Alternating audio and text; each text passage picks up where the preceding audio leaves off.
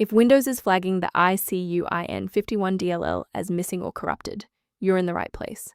I'm Sophie Chen, a Windows support specialist, and let's resolve this together.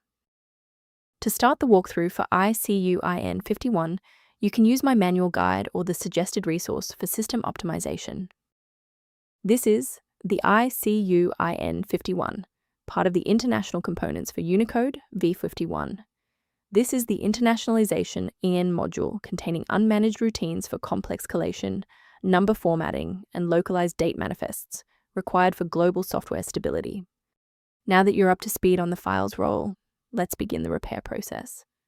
Unlike Windows core files, icuin51.dll belongs to the specialized ICU environment, and you must reinstall the software that is failing to load to rebuild the internal library links and stop the error.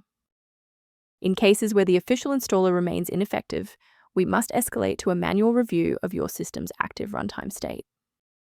Performing a restart can determine if the error is just a transient environment glitch. A reboot refreshes your system's path variables and can sometimes re-establish a broken link to the icuin51 file. Bookmark this video or click the like button now so that you have a shortcut back to this guide after your PC finishes restarting. Since the restart didn't reset the service, we'll manually trigger the refresh now. If you need to pause the video anytime during these instructions, go ahead.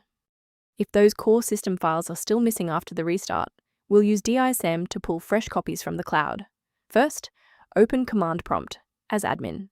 Second, you're going to type DISM space /online space /cleanup dash image space / restore health, then hit enter. Why are we doing this? Well, this triggers a deep cloud sync to replace corrupted local system manifests with verified master files directly from Microsoft servers. I want to share a quick best practice that will help you avoid security complications in the future.